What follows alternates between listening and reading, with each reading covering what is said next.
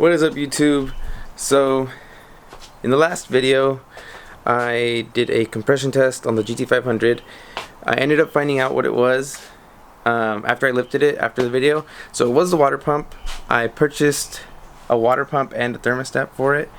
I have the old one right here. I'll take it out so you guys can see it. So this is the old water pump. It was really easy to put on, or a lot easier than I thought it would be. So I didn't end up making an install video, which you guys can obviously tell now by watching this one, but the install was straightforward. I didn't have any instructions with any of the parts. And then here's the thermostat with the old gasket. But look, as you can see, there's just, I don't know if you can tell or not, but there's just 4 bolts for the actual water pump, and then these 4 out here are just for the pulley. So it's easier to show you guys. The reason I didn't end up doing the install video was just because I wanted to get this done a lot quicker. I already drove the car. Runs perfectly fine. No more problems besides it being so dirty.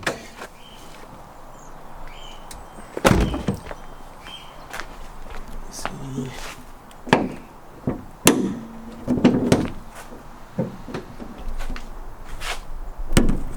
Alright.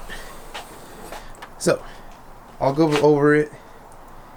I'll try to go over everything I did to get it. So first, I took off this cover, and then after that, make sure the car's cold, that it's not hot. After that, I disconnected all these hoses. Disconnected this one to this reservoir. I didn't disconnect it from here. I disconnected it from these main 2 on the side. And then there's one big one here. Can't really see it, but once you loosen these, I think they were 7mm. Pretty sure these were 7mm. You just take these out. Of course, if you have stuff in it, it's gonna spill out. Mine were completely empty, so I didn't really have to worry about that. Like I said, there's one big hose under it. After you take these 2 off, this main one right here, it disconnects over here on the left side. I don't know if you can tell. Well, it disconnects under there. There's one more under there that you have to take off.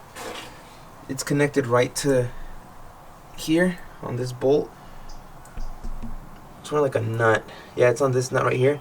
Take that nut off. You'll be able to disconnect that hose. And those are all the hoses you have to disconnect. After that, I don't know if you can see, the water pump is right there. That's the pulley that's covering it. Those are the 4 screws or the 4 bolts that I was talking about on the old one.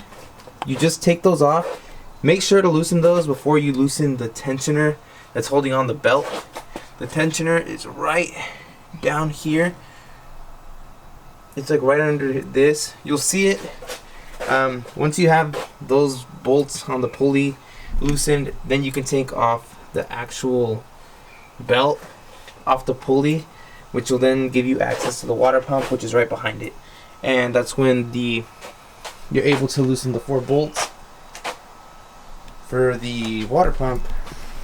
Take it off, and it's stuck on there pretty good, so don't get discouraged when you're trying to pull it and it doesn't come out. It took me about 10 minutes to get it loosened from there, after I had already taken off everything that I needed to take off. You just have to keep playing around with it, keep pushing and pulling, and eventually it'll come out. It's about, I'd say, 3/4 of an inch inwards, like into the actual motor. So that's what kind of gives it that tension from it not being able to just easily be pulled out, which is good because you don't want it to just be leaking. Yeah, and besides that, that's pretty easy, honestly, for some other people swapping out their water pump. And then the thermostat is right here. It's right It's literally right in there. So all you do, I forgot if this was I think this was an 8 mil. There's just one right here and one exactly in the same spot, but on the bottom. I was able to reach it through right over here. I just got the socket in there and then just started loosening it. That took, what, not even 15 minutes to do, probably like 10 minutes. It takes longer to take off the bolts than it even takes to take out the old thermostat and put it back in. You literally just pull it out and then put the other one right back in, and that's it. Just tighten it back up. You don't even have to take the hose off or anything. That's basically it.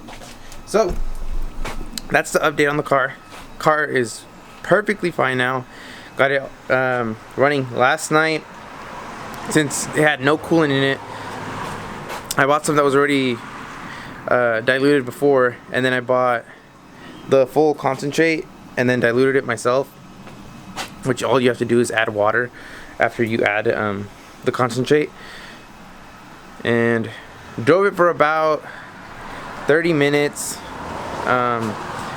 Did highway and city streets, no overheating problems. I came back, checked to make sure it was leaking, no leaks, perfectly fine. I did check all the hoses when I swapped it out. Everything was perfectly fine.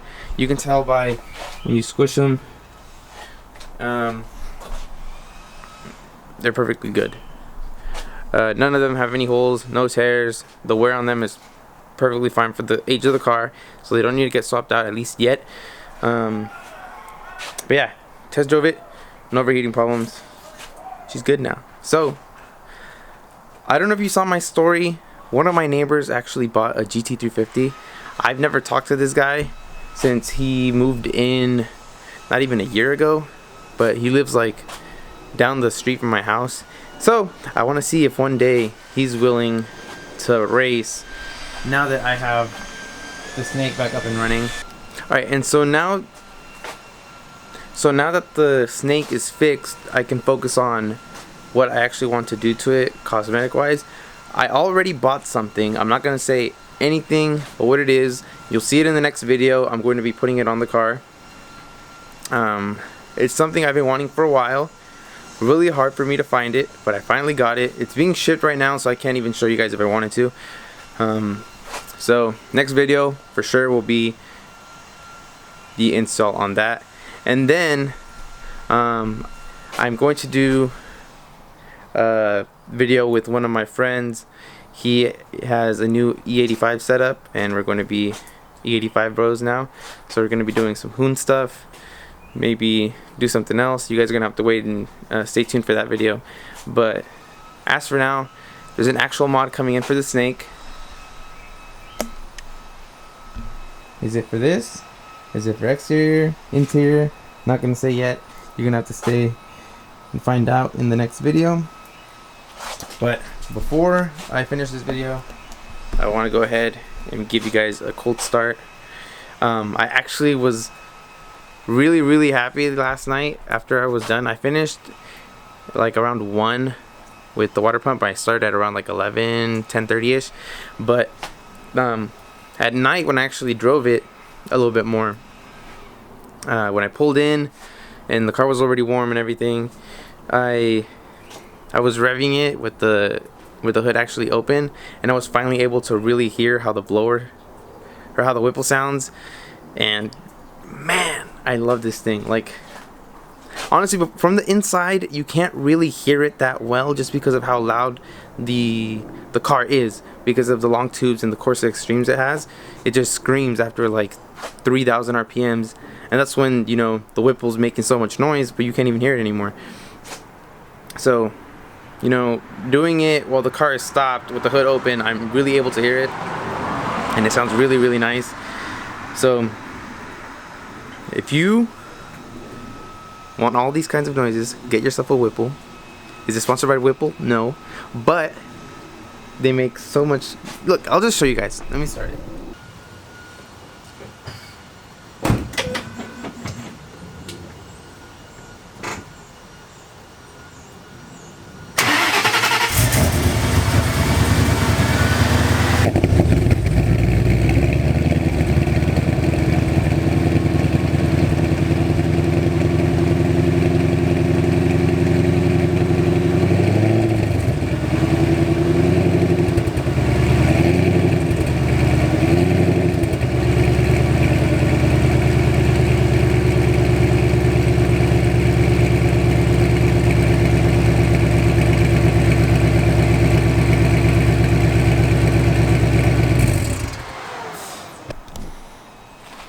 Alright, so I know there's not much going on in this video, but car's fixed. Lots of stuff coming. Stay tuned. And that's it. So, if you like the video, drop a huge like. If you're happy that the snake is back. And if you're new, hit that subscribe button down below. And I'll see you guys in the next one.